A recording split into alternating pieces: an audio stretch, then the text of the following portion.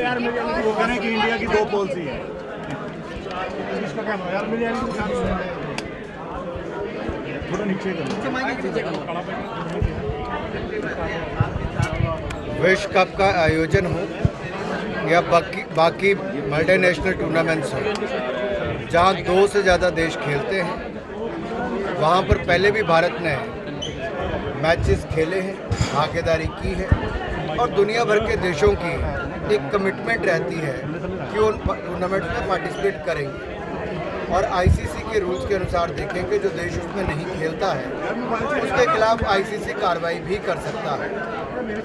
इसलिए मेरा मानना है जब भारत में विश्व कप का आयोजन होगा, दुनिया भर के देश यहाँ पर खेलने आएंगे भी, पहले भी आते रहे हैं, क्योंकि भारत आज दुनिया भर में एक बड़ी ताकत के रूप में जहाँ उभरा है, वहाँ खेलों के क्षेत्र में, विशेष तौर पर क्रिकेट के क्षेत्र में शानदार काम पिछले कई वर्षों में किया है।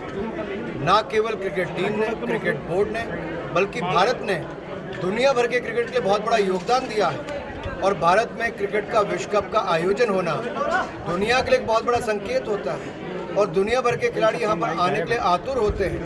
यही नहीं, आईपीएल में भी दुनिया भर के खिलाड़ी आकर खेलते हैं। मुझे पूर्ण विश्वास है जो भी देश क्वालिफाई करेंगे वो भारत में विश्व कप खेलने के लिए आएंगे ही। ओवैसी जी के बयान को कैसे देखते हैं? जरूरी नहीं है मत खेलो, कोई कुछ कहता है, उनके कहने से कुछ नहीं होता। दुनिया नियमों से चलती है और आईसीसी के नियम ये कहते हैं कि हर उस कंट्री को जो आईसीसी का मेंबर है और क्वालिफाई करता है उसको उस टूर्नामेंट में भाग लेना है। जो नहीं लेता है उसके खिलाफ कार्रवाई आईसीसी कर सकता है।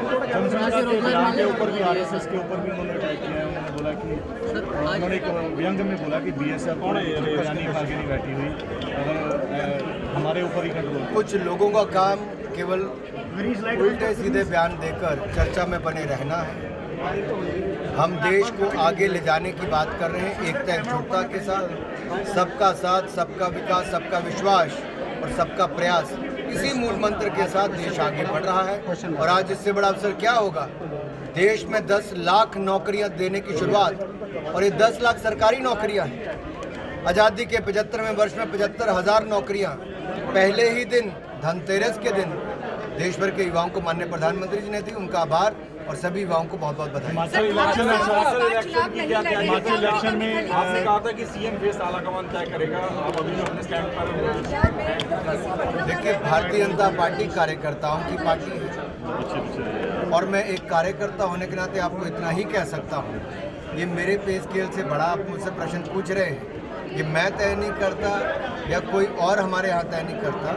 ये पार्टी में एक नियम बना हुआ है, जिनको तय करना वही तय करना। सर, पंजाब आए हो आप, पंजाब में एक बहुत बड़ा विवाद चल रहा है गवर्नर और सीएम के बीच में, पीयू पंजाब एग्रीकल्चर यूनिवर्सिटी के वाइस चांसलर को लेके। कल गवर्नर साहब ने मीटिंग की और भगवंत मान साहब की तरफ से चिट्ठी लिखी गई कि ऊपर से बीजेपी की तरफ से निर्देश आ रहे हैं और कठपुतली की तरह गवर्नर काम कर रहे हैं। देखिए, इस पर मैं वैसे कोई टिप्पणी नहीं करूँगा, मेरा विषय नहीं है, मुझे करनी भी नहीं बनती है, पर इतना जरूर कहूँगा कि चाहे अरविंद केजरीवाल जी दिल्ली में सत्ता में आए, उनकी पार्टी यहाँ पर आई, भ्रष्टाचार के नए आयाम स्थापित किए हैं। इनके जो स्वास्थ्य मंत्री हैं दोनों राज्यों में भ्रष्टाचार में गिरे, दिल्ली और पंजाब में भी। और यही नहीं, शिक्षा मंत्री शराब घोटाले का मुख्य आरोपी है और पंजाब में सरकार आते ही 50 से ज़्यादा लोगों की हत्या पहले 2-3 महीनों में हो गई। ये अपने आप में दिखाता है कि यहाँ की कानून व्यवस्था भी चरमरा गई है और ये नई बात नहीं, अराजकता लाना तो इनका दिल्ली में भी यही काम था।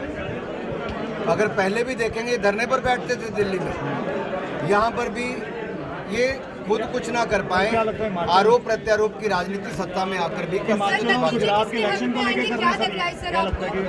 नतीजे भारतीय जनता पार्टी के पक्ष में आएंगे, क्योंकि जनता ने भाजपा को काम करते देखा है। डबल इंजन की सरकार को नरेंद्र मोदी जी ने जो नेतृत्व देश में दिया और प्रदेश में जयराम जी ने दिया, उसका लाभ हमें हिमाचल प्रदेश में मिलेगा और निश्चित तौर पर हिमाचली नहीं, गुजरात में भी हम सरकार बनाएंगे, पहले से ज़्यादा सीटें जीतकर बनाएंगे, क्योंकि पहले भी 4 राज्यों में, उत्तर प्रदेश, उत्तराखंड, मणिपुर और गोवा में भारतीय जनता पार्टी ने दोबारा सरकारें बनाई, यहाँ पर भी कमल की आम आदमी पार्टी ऐसा कर रही है क्योंकि गुजरात और हिमाचल में इलेक्शन है, आपको लगता है कि जो विवाद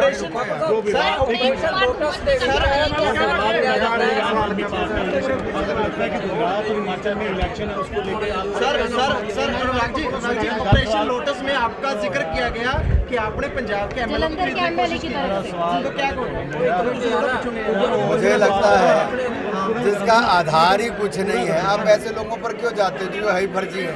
क्या लगता है और गुजरात फर्जीवाल पे मैं कोई कमेंट नहीं करता। गुजरात हिमाचल को इलेक्शन को लेकर लगता है आम आदमी पार्टी को भी ये अरे धूमल साहब पार्टी का हिस्सा है, कार्यकर्ता है, नेता है, पूरी ताकत के साथ हमारा सरकार बनाएंगे। अनुराग जी कल भावुक हो गए थे हमीरपुर में जनसभा के दौरान। देखिए भारतीय जनता पार्टी का कार्यकर्ता ने जितने वर्षों के साथ पार्टी को हिमाचल प्रदेश में खड़ा किया है, कार्यकर्ता भी बहुत भावुक थे। मेरा भावुक होना स्वाभाविक भी था क्योंकि उन कार्यकर्ताओं को मैंने तपते देखा है, भरी बारिश में, ठंड में काम करते देखा है, लोगों के लिए दिन रात एक करते देखा है।